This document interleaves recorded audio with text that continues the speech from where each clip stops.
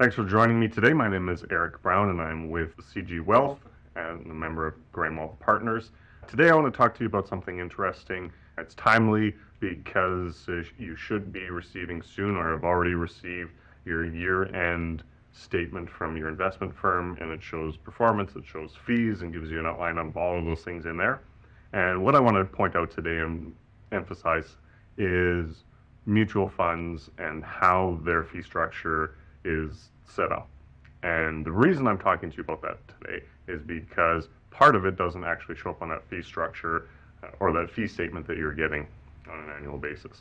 So you need to understand how many dollars in fees you're paying, and you need to understand the impact of that on the portfolio, but also you need to make sure that you're getting value for your fees. And I would say that a lot of people, maybe this would be, you don't even look at that fee structure or that fee statement. You throw it in the garbage, you throw it in the recycling, you file it, you do something with it. But it's very important to understand how much in fees you're paying and if you're actually getting the full picture. Let's break down a mutual fund in terms of who gets paid. There is a fee involved, an MER, that's a commonly used term, management expense ratio, and that's broken into two pieces. Sometimes it's very clear that there's two pieces. One would go directly to the investment firm that you're working with, and one would go to the portfolio manager, and sometimes it's blended into one, and the investment firm that you're working with will get a fee paid to them directly from the mutual fund company. So mutual fund fees have all kinds of ranges, from low fees to higher fees, which could get up to 2.5%, even close to 3%, depending on the fund. So the part that I want to focus on is the part that goes to the mutual fund company, because that's the part that doesn't actually show up on that year-end fee statement. And it's very important to understand that. So let's say you had a mutual fund, and for ease of numbers, the MER was 2%.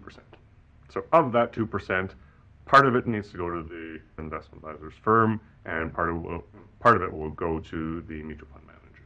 So for easy math, 1% goes to the fund company, 1% goes to the investment firm, and so that's your 2%.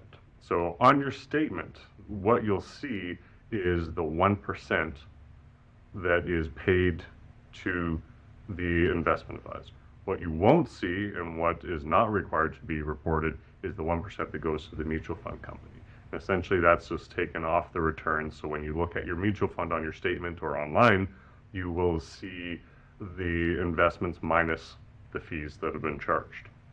And so that's something that you need to be very aware of, because you might not think that you're paying high fees, or you might not have any idea what your fees are. And that's something that I want to leave with you, that if you look at your statements and you're having a hard time understanding what fees you're paying, if you're having a hard time understanding whether you're getting value for your fees, you need to make sure that you're reaching out either to your advisor to have a discussion with them, or to me, and I'm happy to help you translate what's going on there.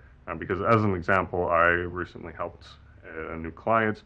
They saved over 22% on fees because they were unaware of what they were paying on their mutual funds. And in fact, they came to me originally and said, my fees were too high because they didn't know that they had that extra mutual fund fee that wasn't being reported. So if that's something that you'd like to look at, I'd be happy to help. We can have a further discussion about that. Thanks again for joining me today. I look forward to talking to you again.